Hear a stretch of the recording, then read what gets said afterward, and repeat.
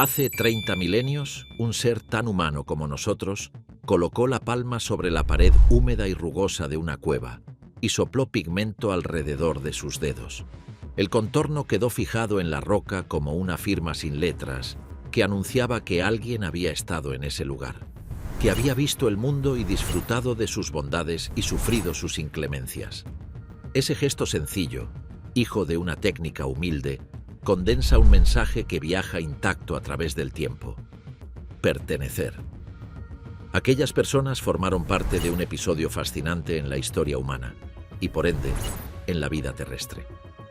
Fueron protagonistas de un desarrollo cognitivo y cultural que se fue acumulando durante miles de generaciones, hasta desembocar en el presente que disfrutamos hoy.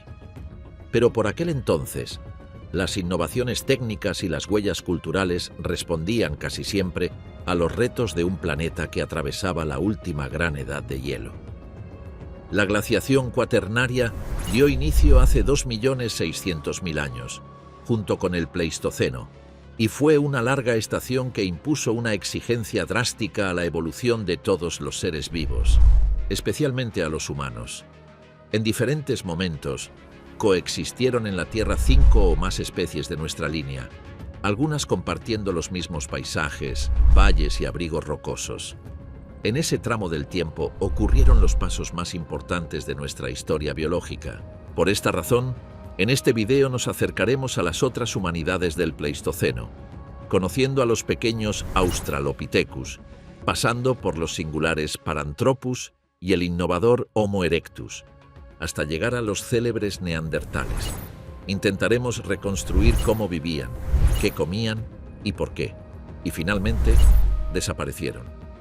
Luego descubriremos los engranajes astronómicos y climáticos que impulsaron los ciclos glaciares, y describiremos la geografía dinámica de la edad de hielo con sus biomas perdidos.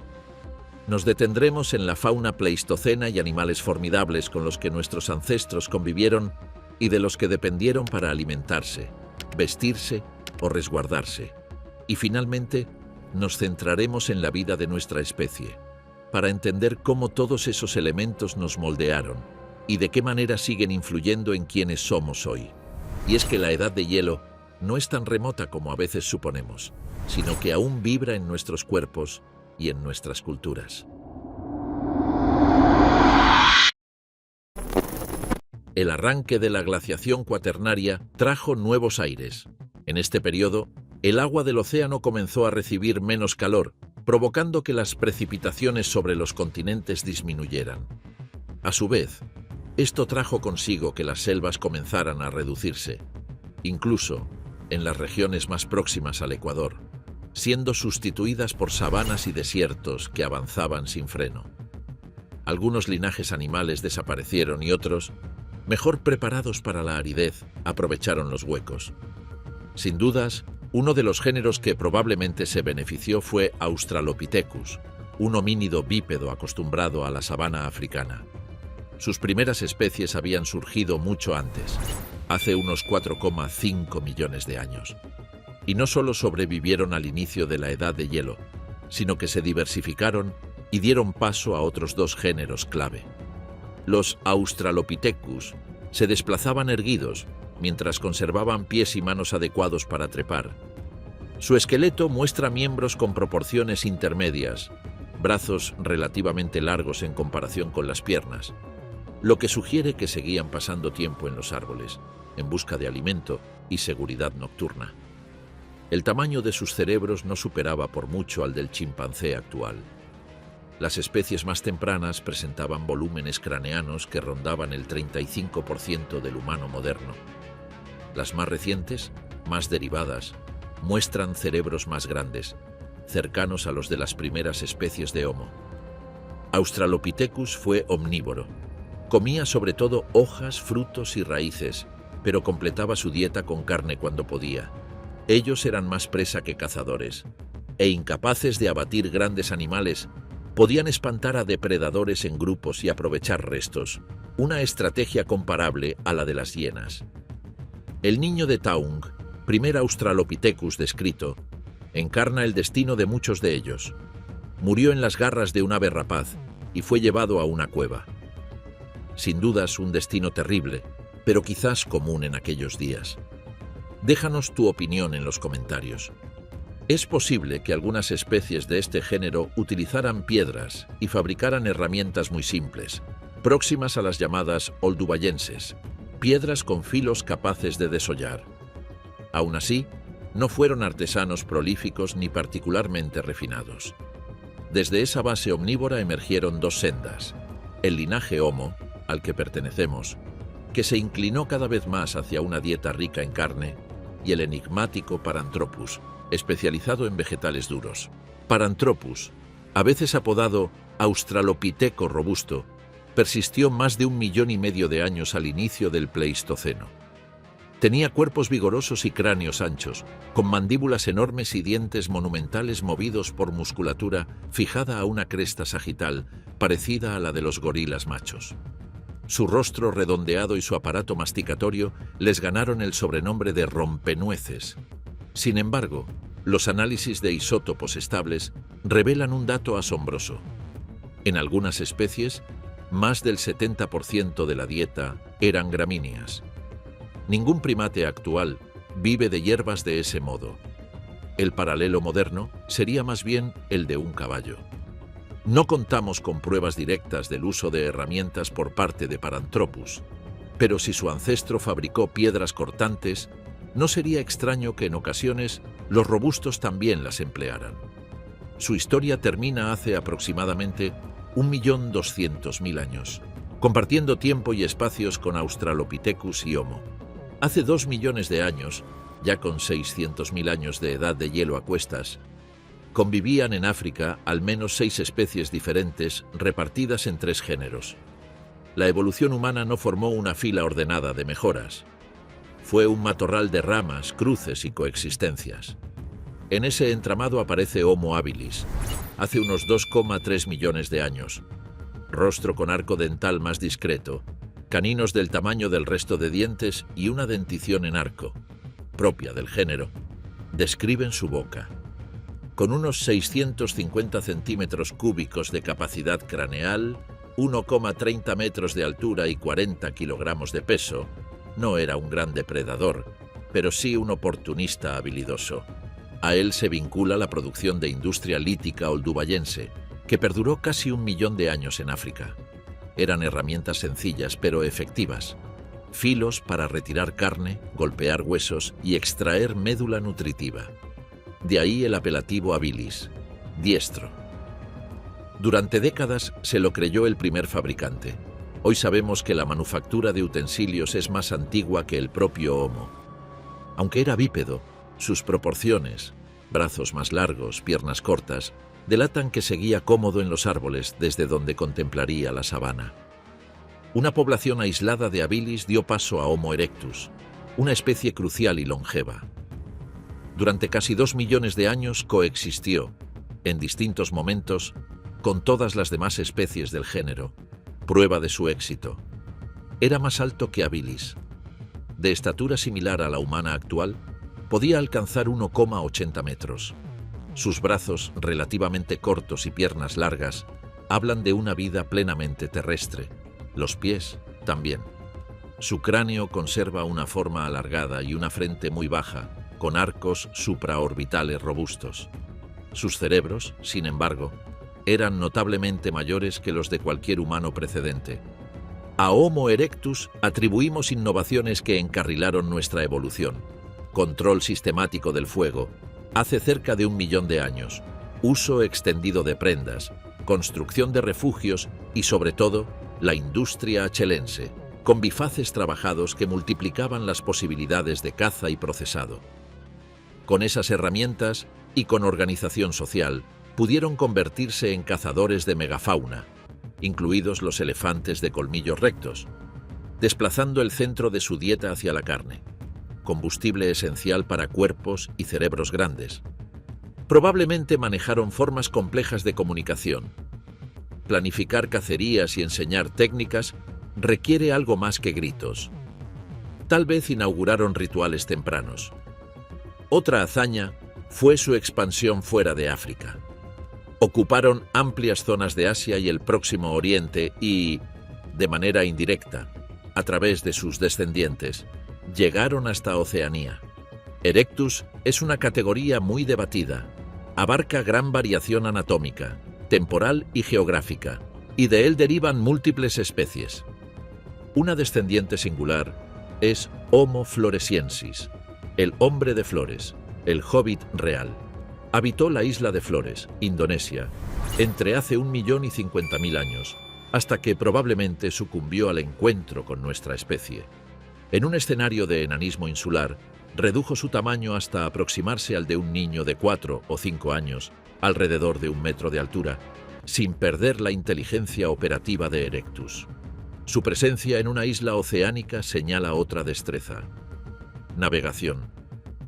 Compartieron paisaje con varanos gigantes, semejantes a los dragones de Komodo, posibles depredadores. La especie humana más emblemática de la Edad de Hielo quizás sean los neandertales. Fueron los primeros en adaptarse al frío extremo. Aunque el nombre Edad de Hielo nos haga imaginar un mundo congelado, los trópicos siguieron cálidos. Fue en latitudes templadas y altas donde el desafío se agudizó. Los neandertales, originarios de Eurasia Occidental, habitaron especialmente Europa, donde los inviernos alcanzaban los -40 grados Celsius. Entre sus adaptaciones biológicas destacan cuerpos robustos y nasales amplios con cornetes desarrollados para templar el aire. Culturalmente, su repertorio es amplio. La caricatura del neandertal torpe no resiste la evidencia.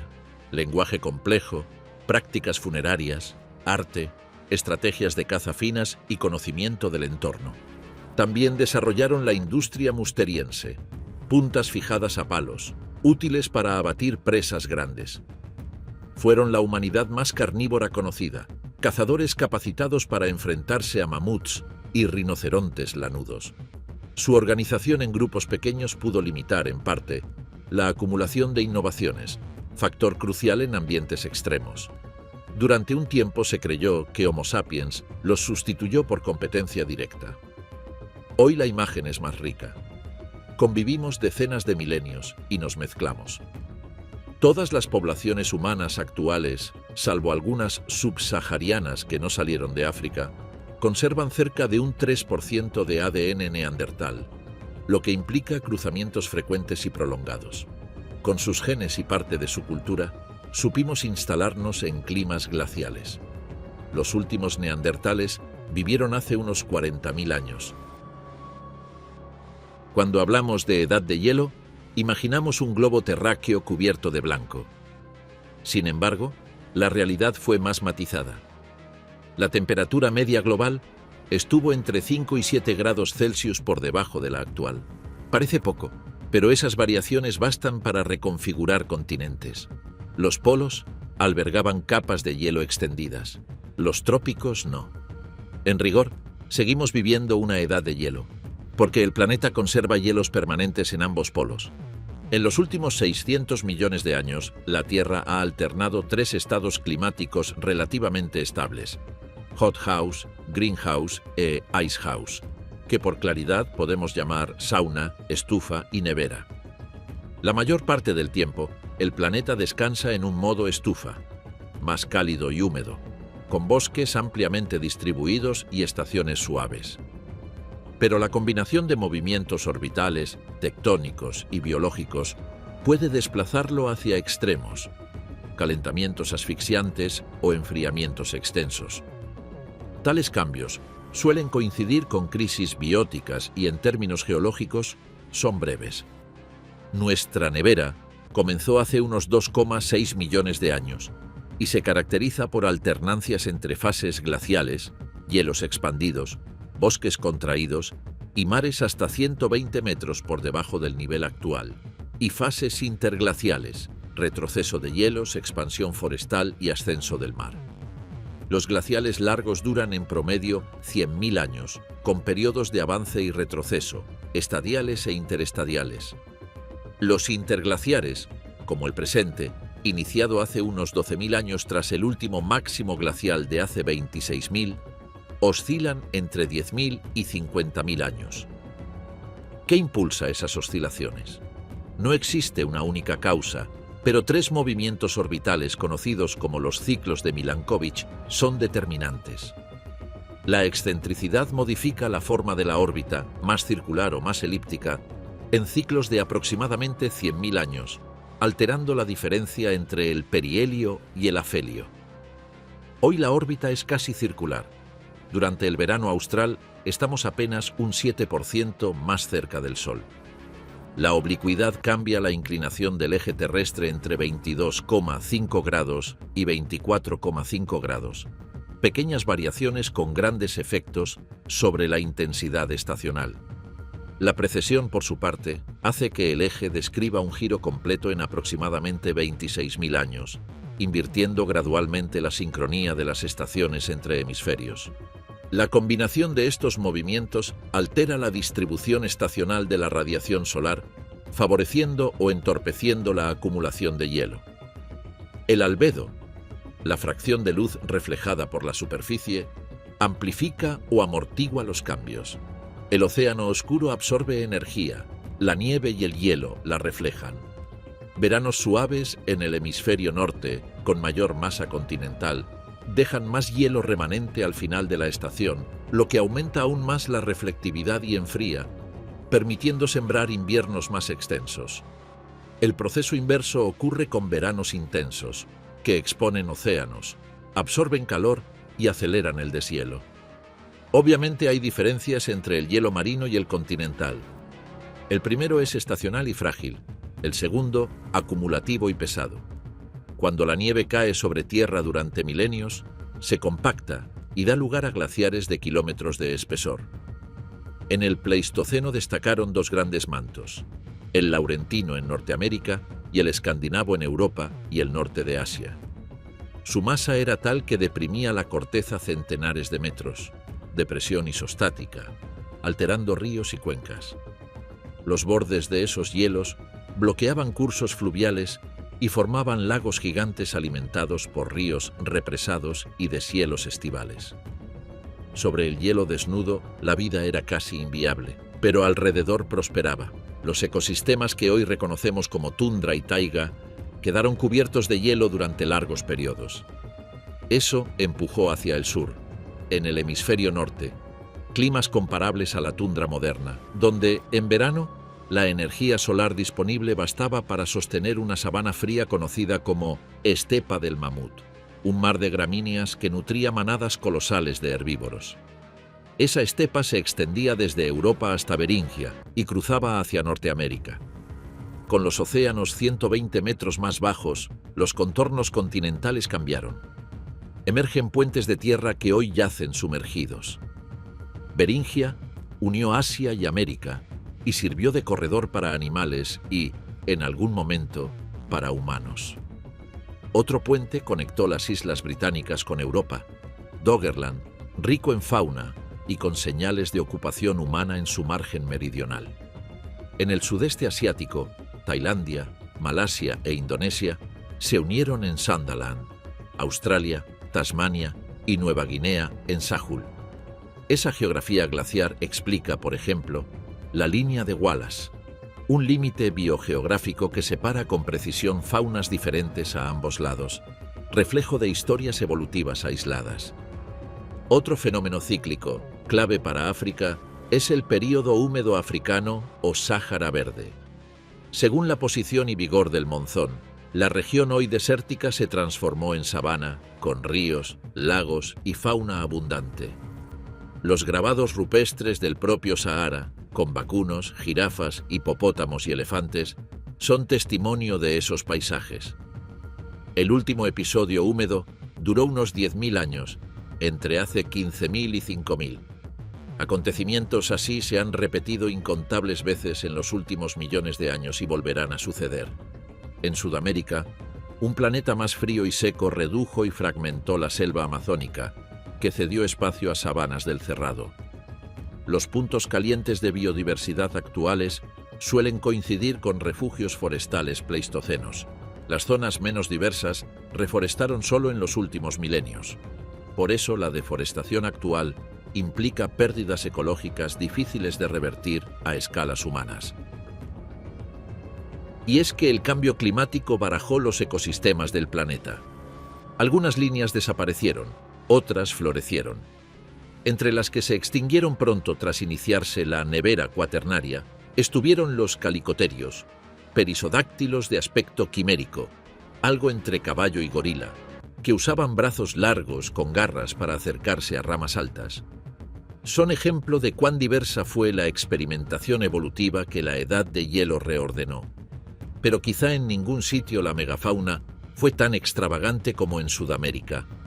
Desde la extinción de los dinosaurios, Sudamérica vivió como continente isla, más próximo biogeográficamente a la Antártida y Australia que al hemisferio norte.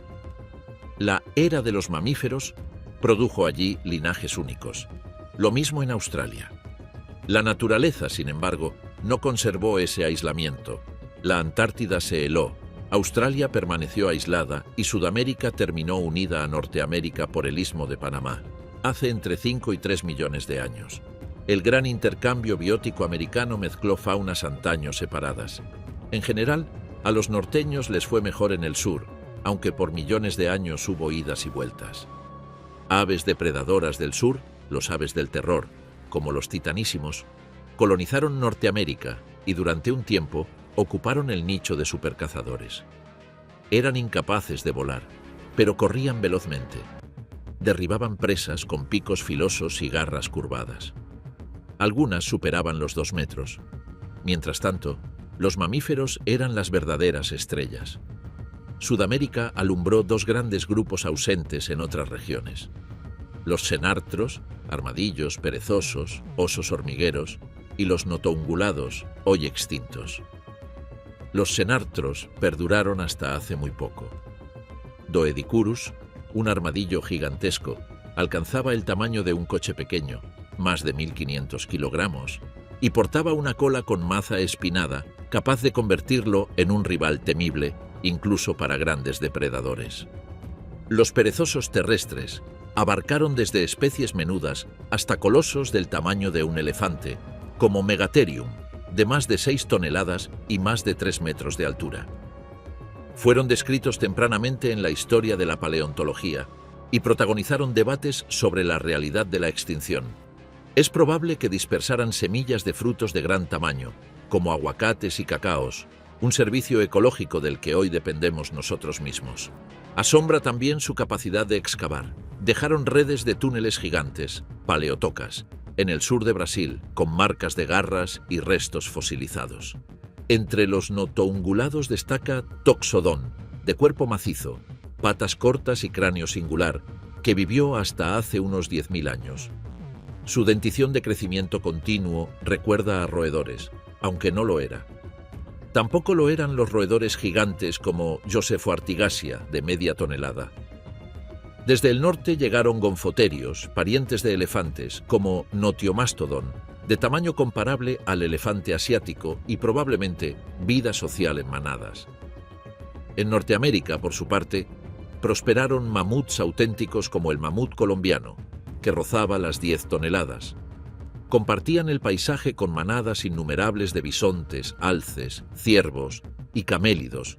Además de llamas y alpacas andinas, el continente albergó a camelops, un dromedario norteamericano. Entre los grandes depredadores norteños destacaba el oso de cara corta, Arctodus, con machos que podían alcanzar 900 kilogramos y erguirse a 3,4 metros. Como la mayoría de osos, sería omnívoro. Los famosos tigres dientes de sable del género Smilodon, que no eran tigres ni cercanos a los felinos modernos, cazaron desde el sur hasta el norte de América. Con cuerpos compactos, patas delanteras muy poderosas y caninos de más de 20 centímetros, estaban adaptados para someter presas grandes con precisión. Los dientes de sable no eran asesinos infalibles. Su especialización los hacía sensibles a fluctuaciones en el tamaño y comportamiento de las presas. Oso de cara corta y león de las cavernas dependían de paisajes abiertos con abundancia de grandes herbívoros. Al fragmentarse esos paisajes, sus poblaciones sufrieron. La plasticidad suele ganar a la especialización en épocas turbulentas. De nuevo, la lección es que no hay fallos evolutivos, sino adecuaciones que dejan de ser ventajosas cuando el tablero cambia demasiado deprisa. Por su parte, Eurasia presentó una fauna amplia y, en muchos sentidos, compartida. En el Mediterráneo vivían leones, hienas e hipopótamos. La estepa del mamut, extendida por el norte y centro de Asia, albergaba al icónico mamut lanudo del tamaño de un elefante asiático, ingeniero del paisaje.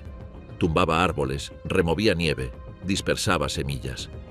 Orejas pequeñas, grasa subcutánea y doble abrigo piloso lo protegían del frío. Sus colmillos arqueados servían para apartar nieve y acceder a raíces. Las poblaciones continentales desaparecieron hace entre 10.000 y 8.000 años.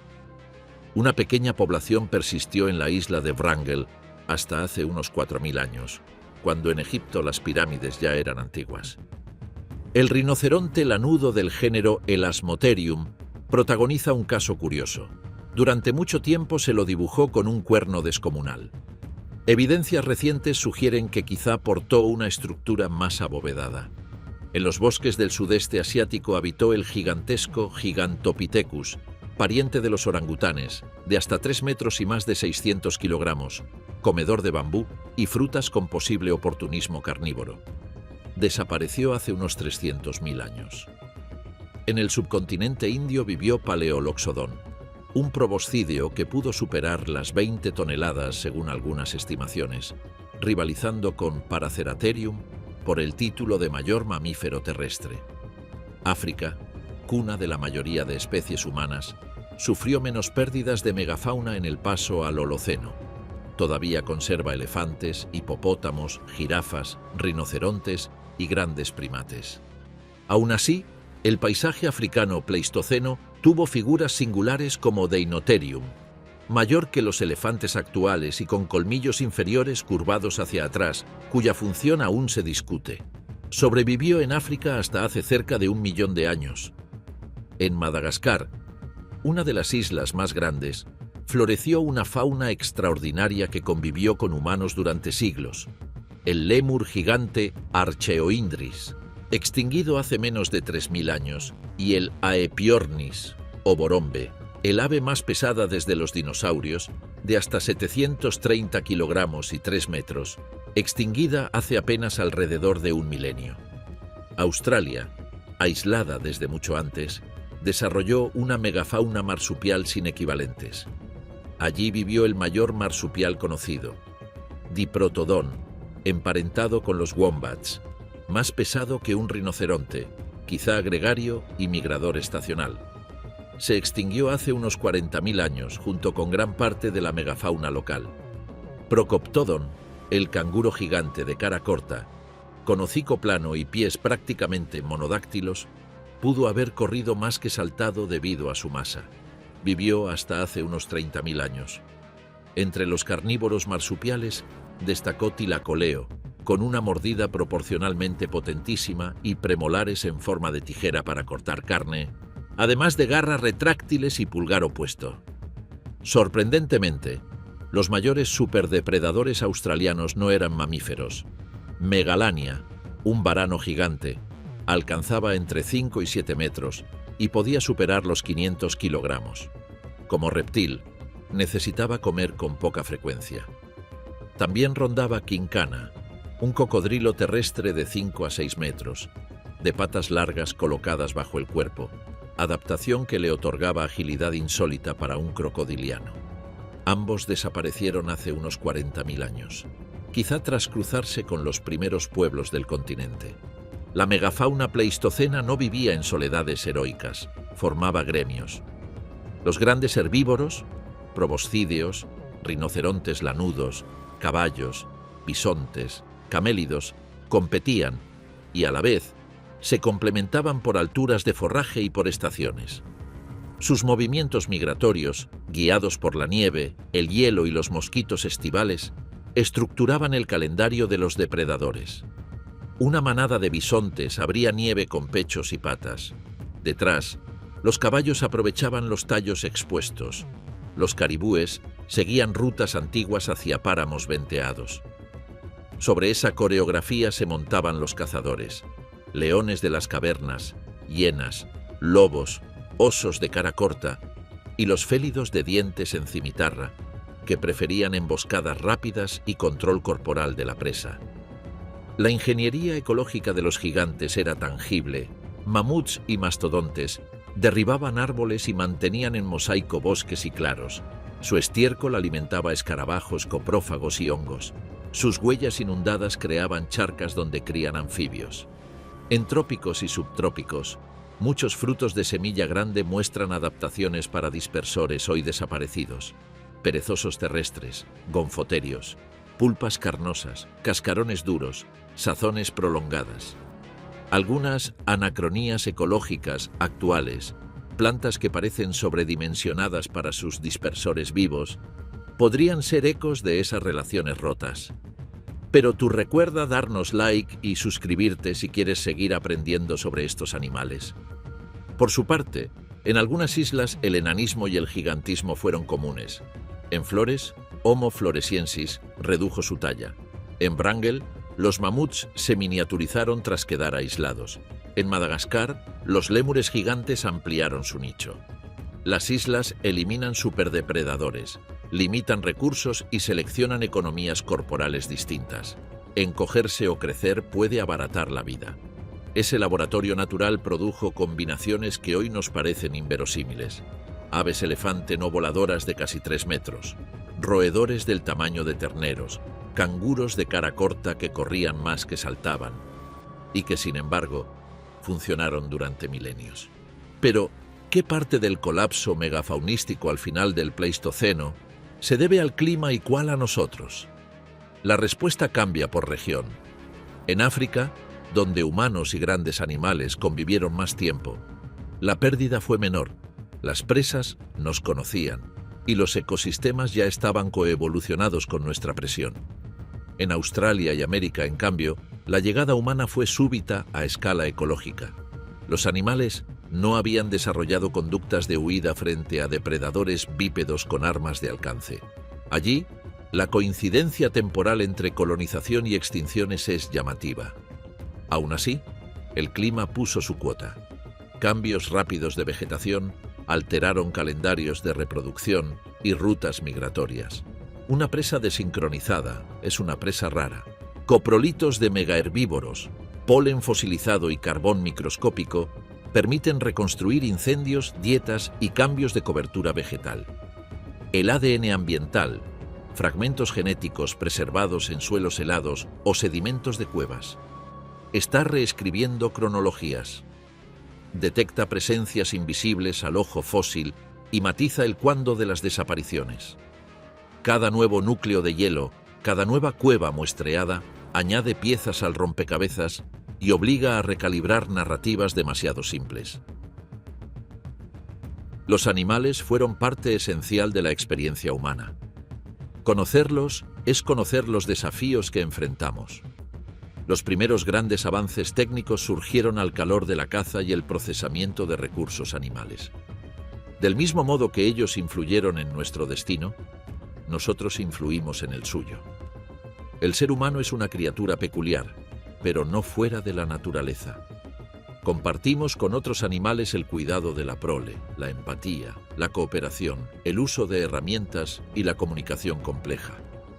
Sentimos hambre y sed, frío y calor. Enfermamos y nos necesitamos.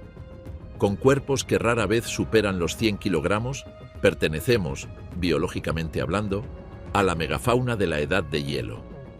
Ese entorno nos moldeó. Muchas líneas humanas se extinguieron. Persistió una. No sabemos con absoluta precisión en qué punto exacto apareció Homo sapiens moderno. Hace unos 300.000 años, en el este de África, hay humanos indistinguibles de nosotros, ni cuál fue nuestra especie madre más inmediata. Homo erectus es un candidato fuerte. Desde entonces, lo más notable ha sido la diversificación de variantes locales mientras nos dispersábamos por el planeta. Seguimos siendo una sola especie. Lo atestigua nuestra interfertilidad y el intercambio cultural continuo. Durante ese proceso, se produjo la hibridación con neandertales y con denisovanos. Las poblaciones que salieron de África se encontraron con otros humanos y cruzaron no solo genes, sino saberes. De esas mezclas heredamos adaptaciones y tradiciones. La idea de una supremacía biológica nuestra que barrió a los demás es un mito. Más bien, las pequeñas poblaciones locales se diluyeron dentro de oleadas demográficas mayores. Nos convertimos en ingenieros de ecosistemas. Transformamos el paisaje de manera sostenida. Durante la mayor parte de nuestro tiempo fuimos cazadores, recolectores con dominio del fuego. Y esa combinación nos otorgó una plasticidad ecológica extraordinaria. Allí donde crecían nuestras poblaciones, la presión sobre la fauna aumentaba. Aún así, durante más de 300.000 años, ocupamos nuestros territorios con densidades bajas, propias de superdepredadores. Elegimos riberas, lagos y deltas. Hasta hoy, muchas ciudades heredan esa preferencia ancestral. Hace 74.000 años, la erupción del Toba alteró el clima por años. Se sugirió que aquello casi nos extingue y explica una caída en la diversidad genética, sobre todo fuera de África. Interpretaciones recientes favorecen otra explicación: el efecto fundador de migraciones rápidas entre hace 70.000 y 60.000 años, cuando nos expandimos por Eurasia y Oceanía. Las costas fueron rutas predilectas. Agua dulce cercana, mariscos y peces complementaban la dieta, y el terreno liso aceleraba los desplazamientos. Muchas de las primeras ocupaciones humanas costeras quedaron sumergidas cuando el nivel del mar subió 125 metros al final del último glacial. También progresamos por grandes llanuras interiores y corredores fluviales. Los obstáculos mayores fueron desiertos, cordilleras, selvas densas y los propios mares. Pero aprendimos a navegar. Los ancestros de los polinesios o de los primeros australianos cruzaron hacia Sahul hace más de 50.000 años. Durante décadas se creyó que la cultura Clovis representaba a los primeros americanos, llegados por el corredor Beringia hace unos 13.000 años. Hoy, hallazgos en Sudamérica sugieren presencias mucho más antiguas. Huesos de perezoso gigante trabajados en el centro de Brasil apuntan a 30.000 años, y algunas pinturas rupestres del nordeste brasileño podrían tener edades similares. Es posible que Norteamérica fuese el último territorio colonizado de manera amplia. En cualquier caso, entre hace 40.000 y 30.000 años se aceleró una transformación cultural profunda. A ese periodo se lo ha llamado revolución cognitiva. Se expandió nuestro mundo simbólico, brotaron tecnologías más precisas y expresiones artísticas complejas. La fabricación de herramientas supone planificación, transmisión intergeneracional y lenguaje sofisticado. Es razonable pensar que, desde mucho antes, existían lenguas complejas en varias humanidades. Lo distintivo de esta revolución es la densidad y la visibilidad del registro material. Armas, adornos, esculturas, juguetes, instrumentos musicales, ropas, tiendas, redes y objetos cuyo valor no era utilitario, sino simbólico. Las Venus paleolíticas, pequeñas figuras femeninas con rasgos exagerados, se tallaban en materiales a veces transportados desde muy lejos. Invertíamos tiempo y esfuerzo en hacerlas y en llevarlas durante los desplazamientos. Creamos mitologías, doctrinas morales, estructuras políticas, dividimos el trabajo y el reparto. A través del lenguaje inventamos conceptos, desde los más concretos hasta los más abstractos, que nos permitieron cooperar a gran escala. En esa expansión, las poblaciones grandes tuvieron ventaja. En grupos pequeños la cultura se empobrece con facilidad si no hay mecanismos robustos de transmisión. Los mayores, depositarios de saber, cumplían un papel crucial. En mundos donde la esperanza de vida rara vez superaba los 50 años, había que aprender muchísimo en poco tiempo. Cómo curtir pieles y coserlas, cómo tallar una punta y fijarla, qué plantas curan y cuáles matan, dónde encontrar agua en cada estación, qué nubes anuncian tormentas y cuál es buen tiempo. En algún momento el lenguaje dejó de referirse solo al presente y a cosas visibles. Empezó a hablar de pasados lejanos, futuros posibles y entidades invisibles. Esa capacidad de abstracción nos unió, y nos permitió sentir pertenencia a colectivos extensos, clanes, tribus, pueblos, naciones embrionarias. Aprendimos a organizarnos detrás de símbolos que movilizan la cooperación. Nuestra existencia pasó a ser biocultural. La naturaleza moldeó nuestra cultura, y la cultura, a su vez, comenzó a moldearnos y a remodelar ecosistemas. Si dañamos la naturaleza, no es por un impulso ciego, sino porque nos organizamos alrededor de ideas que justifican ese daño como precio del progreso. La prueba está en que muchas sociedades prosperaron en relativa armonía con su entorno, y algunas, especialmente pueblos indígenas, incrementaron la biodiversidad local con sus prácticas. Entre hace 40.000 y 10.000 años, perfeccionamos proyectiles de largo alcance, como azagallas lanzadas con propulsores. Redujimos riesgos y aumentamos eficacia. Y quizá lo más influyente para nuestra historia afectiva, nos asociamos con los lobos. De esa alianza surgieron los perros, y de paso, una domesticación recíproca. Al cuidarlos, ampliamos nuestra empatía más allá de la especie. Perros y humanos formaron un equipo formidable, capaz de rastrear, acorralar y abatir presas con precisión, también de avisar y defender. A cambio, los perros obtenían alimento, fuego y compañía. En Solutré, Francia, se han encontrado restos de más de 100.000 caballos al pie de un farallón, muchos con marcas de corte, indicio de cacerías en las que grupos humanos guiaban manadas hacia un acantilado para aprovechar al máximo carne, pieles y huesos. Comprendíamos las migraciones, sabíamos leer el terreno, anticipábamos rutas de escape. El respeto espiritual hacia las presas aparece en muchas tradiciones. Matar no era un acto trivial. La asociación con lobos domesticados multiplicó la eficacia de la caza y la vigilancia. No está claro si comenzamos adoptando cachorros huérfanos o si fueron los lobos menos temerosos quienes nos adoptaron para comer de nuestros desechos. En cualquier caso, la selección mutua favoreció temperamentos cooperativos y lecturas finas de gestos. Nuestros ritmos circadianos se acoplaron, oídos atentos por la noche, carreras coordinadas de día, descanso colectivo al calor del hogar. Además de perros, cabras y ovejas, se incorporaron pronto a la esfera humana, seguidas por bovinos y suidos. Domesticarlos es coevolucionar. Cambiaron sus cuernos, su docilidad y sus ciclos. Cambiamos nuestras bacterias intestinales, nuestra exposición a patógenos y nuestros horarios. Los campos abrieron claros permanentes, favoreciendo unas plantas y desplazando otras. Los incendios controlados, herramienta paleolítica, se integraron a la agricultura como manejo de suelos y de malezas.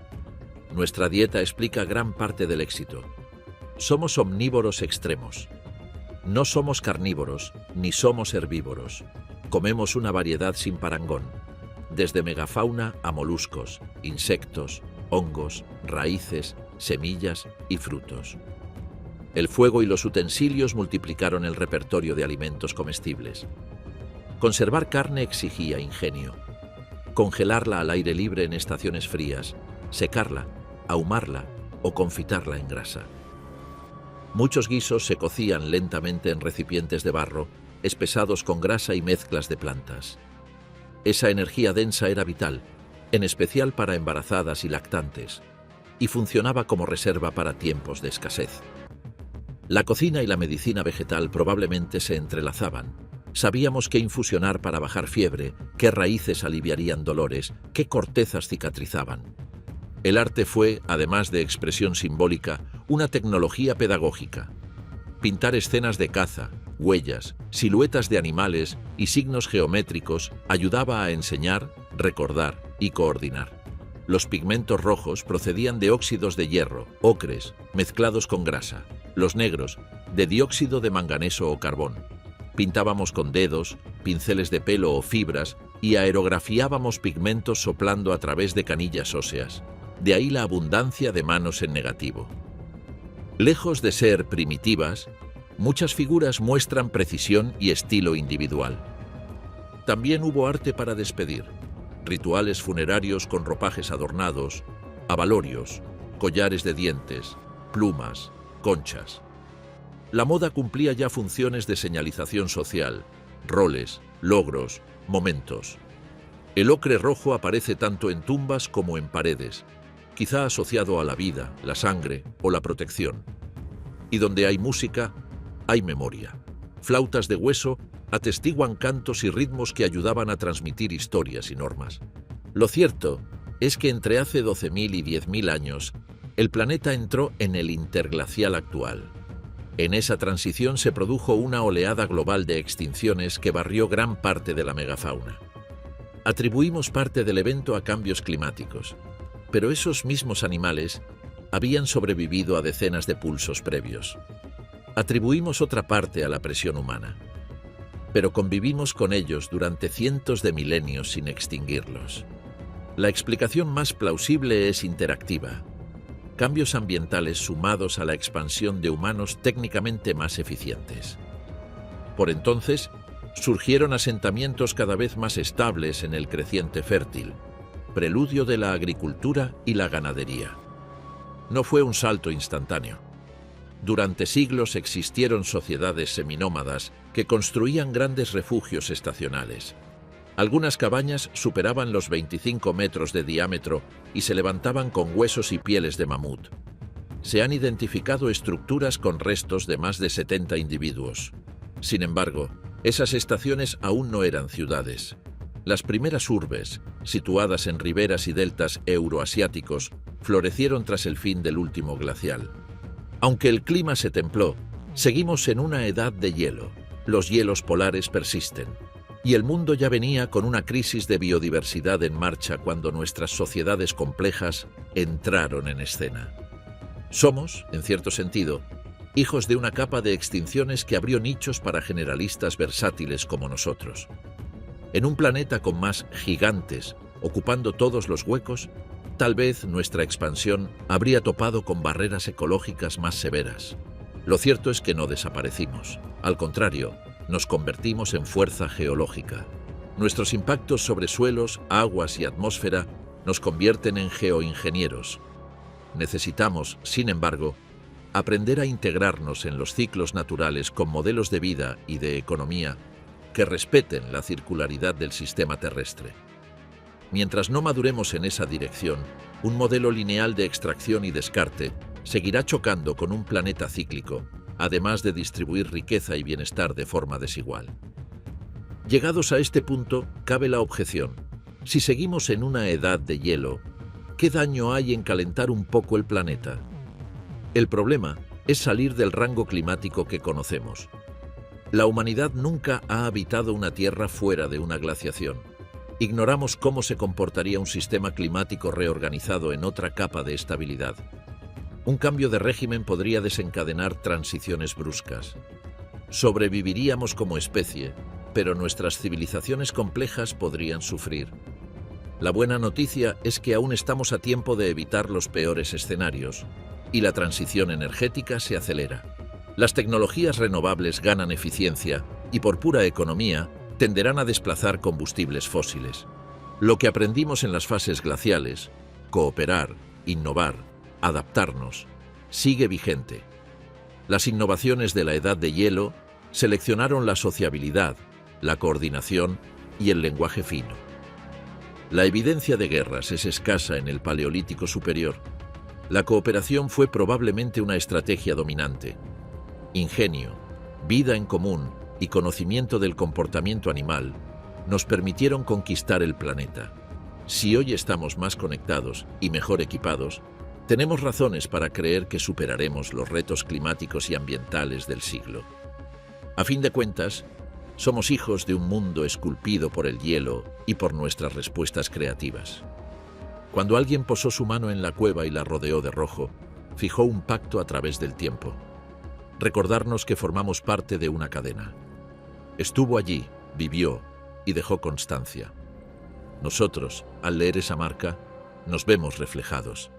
El hielo modeló la piedra guardó la huella nos devuelve nuestra propia historia, y con ella, la responsabilidad de estar a la altura del linaje que sobrevivió a la edad de hielo para contarlo.